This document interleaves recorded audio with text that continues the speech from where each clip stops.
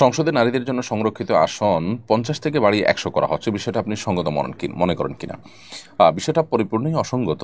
আমার বিশ্বাস এদেশের আপামর সাধারণ মানুষের মতামত নিলে সাধারণ মানুষ এটাকে গ্রহণ করবে না। এটা নারী বিদ্বেষ থেকে নয়, বরং নারীর প্রতি শুভাকাঙ্ক্ষিতা, নারীর প্রতি শ্রদ্ধার জায়গা থেকে। আহ, বিশেষ করে জুলাই আন্দোলন যেটি হয়েছে কোটার বিরুদ্ধে, সেই কোটা যখন ডাবল করে দেওয়া হয় তখন সেটা সন্দেহাতীতভাবে মেনে নেওয়ার মতো বিষয় হয় না। দ্বিতীয়ত, নারীকে আপনি সংরক্ষিত আসন দেওয়ার মানেই তাকে আপনি দুর্বল মনে করছেন।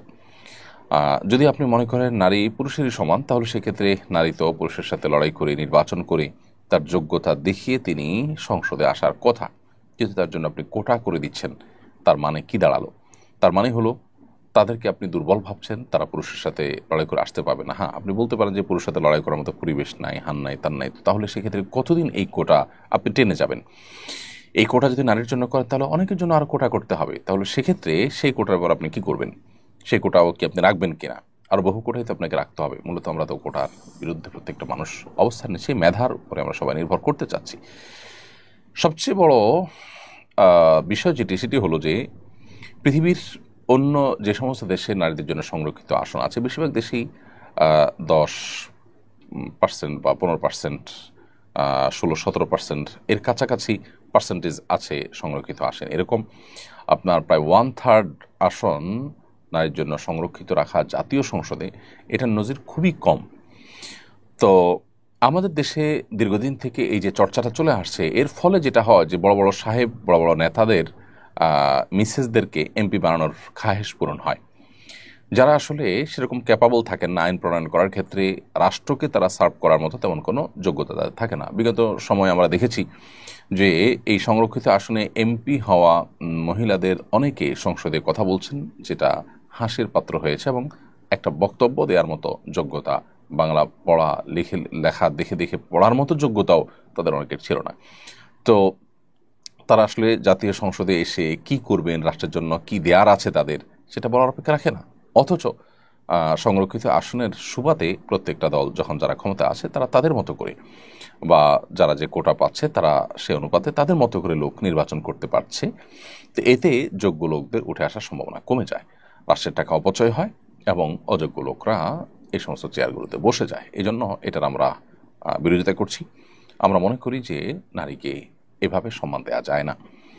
নারীকে যদি আপনি সংরক্ষিত আসন 100 না 200টাও দিয়ে দেন, তাতে কি নারীকে সম্মান দিতে পারবেন আপনি?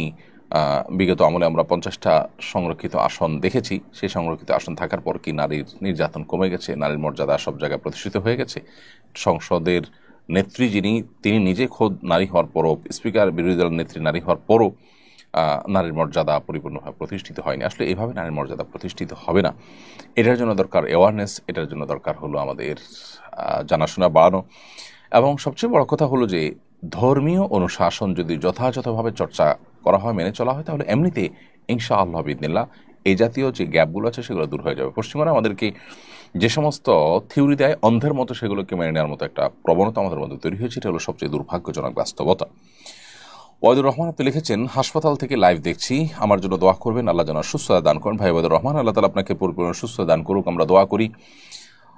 আপনি সহ আমাদের যে সমস্ত ভাই বোনেরা গোটা বিশ্ব জুড়ে অসুস্থ অবস্থায় হসপিটালে কাতরাচ্ছেন বা অসুস্থ আছেন, আল্লাহ তাআলা তাদের সবাইকে শেফা কামিল আজেলা দান করুন।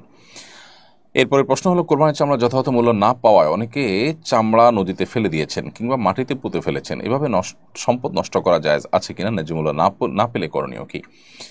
প্রথম কথা হলো যে চামড়া বিক্রি করা না গেলে চামড়া নিজে ব্যবহার করা, বিশেষ করে রান্না করে খাওয়ার মতো প্রসেস আজকাল অনলাইনে অহরহ পাওয়া যায়। সো সেগুলো অনুসরণ করে আমরা এই সম্পদকে নষ্ট না করে সেটার ব্যবহার করার চেষ্টা করতে পারি। দ্বিতীয়ত কথা হলো, যদি সেরকম কোনো স্কোপ না থাকে, সুযোগ না থাকে, সেরকম সময় বা আপনার সার্বিক সুযোগ যদি না থাকে, তাহলে সেক্ষেত্রে কেউ যদি মাটিতে পুঁতে ফেলে তিনি গুনাহগার হবেন না ইনশাআল্লাহ। কারণ এটা তারপরে একরকম বোঝার মতো। কেউ যদি সেটা গ্রহণ করার মতো না থাকে, নিজে ব্যবহার করার মতো সুযোগ তার না থাকে সেভাবে, তাহলে সেক্ষেত্রে মাটিতে পুঁতে ফেলাটা নাজায়েজ হবে না। তবে এখানে যথাযথ কর্তৃপক্ষ যারা আছেন তাদের বিরাট বড় একটা দায় চলে আসে যে এত বড় মূল্যবান একটি সম্পদ, সেটিকে যথাযথভাবে সংগ্রহ করা, সেটা যথাযথ ব্যবহার করার ব্যাপারে তাদের আরও জোরালো ভূমিকা থাকা দরকার, যথাযথ ভূমিকা পালন করা দরকার। দীর্ঘকাল চামড়ার যথাযথ মূল্য পাওয়া যেত, চামড়া শিল্প আমাদের দেশে যথেষ্ট সমৃদ্ধ ছিল, কিন্তু গত বেশ কয়েক বছর বিগত সরকারের আমলে এটিকে ধ্বংস করে দেওয়া হয়েছে। এটাকে পুনরুদ্ধার করাটা সময়ের সবচেয়ে প্রয়োজনীয় কাজগুলোর মধ্যে থেকে একটি। এইচ.এম. মাহমুদুল হাসান আপনি লিখেছেন, স্ত্রীকে মহারণার টাকা না দিয়ে সেই টাকা দিয়ে ওমরা করতে পারবো কিনা। মানুষের কাছে টাকাটা শুধু মহড়ার টাকাই থাকে না, আর টাকা থাকে, সেগুলো দিয়ে ওমরা করতে পারেন। এখন যদি মহরের জন্য রেখে দেওয়া টাকা ওইটা ভেঙে আপনি ওমরা করেন আর অন্য কোনো টাকা আপনার কাছে না থাকে, তো এটা জায়েজ হবে না। কারণ আপনার জন্য ওমরা করার চাইতে মহর পরিশোধ করাটা বেশি গুরুত্বপূর্ণ। মহরটা হলো স্ত্রীর অধিকার, আপনার দেনা তার প্রতি। তো মানুষের দেনা ঝুলিয়ে রেখে সে যে টাকা দিয়ে দেনা পরিশোধ করতেন সে টাকা দিয়ে ওমরা করলে সেটা নাজায়েজ হবে।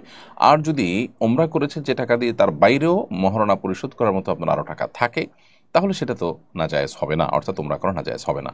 তবে একই সাথে মহারণা দেরিতে দেওয়া বা মহর না দেওয়া সেটা কিন্তু গুনাহের কথা।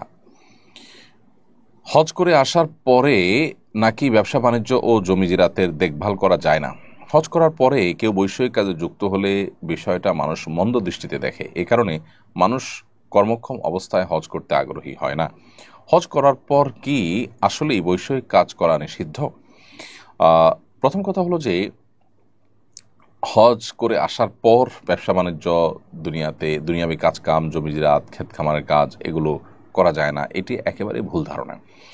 হজ করার পরে কাজগুলো কেন করা যাবে না? এই কাজগুলো কি কোনো অপরাধকর্ম? অপরাধকর্ম তো নয়। সো এই কাজগুলো হজ করে আসার পর আমরা করতে পারবো। বরং মানুষ বসে বসে খাওয়া বা পরনির্ভরশীল হওয়ার চাইতে তিনি কর্মক্ষম হলেন, তিনি পরিশ্রমী হলেন, তিনি কোনো কাজে এঙ্গেজ থাকলেন, সেটা বরং অধিকতর প্রশংসনীয় ইসলাম শরিয়া দৃষ্টিকোণ থেকে সার্বিক বিচার বিবেচনায়। তো সেই জায়গা থেকে আপনি এটাকে অবশ্যই জায়েজ মনে করতে হবে এবং এটাকে অ্যাপ্রিসিয়েট করতে হবে যে একজন মানুষ হজ করে আসার পর তিনি দুনিয়ার কাজে, বিভিন্ন রকমের ব্যবসা বাণিজ্য ইত্যাদির কাজে তিনি লিপ্ত এবং সেগুলোতে তিনি এঙ্গেজ হয়েছেন। সো সেটাকে খারাপ ভাবে দেখা, এটা নিছকই আমাদের ভুল ধারণা। সম্প্রতি রিলস বানাতে গিয়ে যমুনা নদীতে ডুবে 6 কিশোরের মৃত্যু হয়েছে। আমার কিশোর সন্তানও সামাজিক যোগাযোগ মাধ্যমে আসক্ত, আমি তাকে নিয়ে উদ্বিগ্ন। কিভাবে এসব থেকে তাকে দূরে রাখতে পারি, পরামর্শ দিবা দিতে করবেন। আমাদের দেশে এটি রীতিমতো মহামারীর আকার ধারণ করেছে এবং ভয়ঙ্কর ব্যাধিতে রূপ নিয়েছে। তো এই পরিস্থিতি থেকে উত্তরণের জন্য আমাদের সন্তানদেরকে আমাদের নিজেদের প্রথমত পর্যাপ্ত সময় দেওয়া দরকার। আমরা তাদেরকে শুধুমাত্র নসিহা করে ছেড়ে দিলেই চলবে না, বরং তাদেরকে তাদের এই সমস্ত ভুল পথ থেকে ফিরে আনার জন্য আমাদের নানাবিধ প্রচেষ্টা থাকতে হবে। সবচেয়ে বেশি হলো আমরা তাদেরকে সময় দিতে হবে, তাদেরকে নিয়ে আমাদের ব্যস্ত থাকতে হবে, আমাদের সময়গুলোকে কাটাতে হবে। দ্বিতীয় হলো তাদের বিনোদনের জন্য, সুস্থ বিনোদনের জন্য, খেলাধুলা, শরীরচর্চা ইত্যাদির জন্য সেরকম পরিবেশ, জায়গা, বন্ধুবান্ধব, সেরকম সার্কেল তাদেরকে দিতে হবে। তৃতীয়ত হলো যারা ইতিমধ্যে আক্রান্ত হয়ে গেছেন, বিশেষ করে তাদের জন্য এই সোশ্যাল মিডিয়ার আসক্তি, এটার ক্ষতিকর দিক, এই সমস্ত ডিভাইসে আসক্তির ক্ষতিকর দিকগুলো নিয়ে নানা রকমের গবেষণা তৈরি হয়েছে, বই হয়েছে, সেগুলো তাদেরকে কোনোভাবে পড়ানো যেতে পারে, দেখানো যেতে পারে। এতে তারা কনভিন্স হবে, ইনশাআল্লাহ এতে তারা প্রস্তুত হবে এগুলোকে ছেড়ে আসার জন্য। মূলত এ ধরনের কাজে যদি খুব বেশি আসক্ত হয়ে যায় বাচ্চারা, তাহলে তাদেরকে ফিরিয়ে আনাটা আর খুব বেশি সহজ কাজ নয়, বরং ফিরিয়ে আনাটা নানা সময়ে বেশ জটিল এবং কঠিন হয়ে পড়ে। এই জন্য আমাদের সবারই উচিত হবে আমাদের সন্তানদেরকে পর্যাপ্ত সময় দেওয়া, তাদের বিকল্প বিনোদনের ব্যবস্থা দেওয়া এবং তাদেরকে এই জগৎ থেকে ফিরিয়ে আনার জন্য চেষ্টা করা। এই জগৎ তাদের দুনিয়া আখিরাত দুইটাকে ধ্বংস করে দেয়।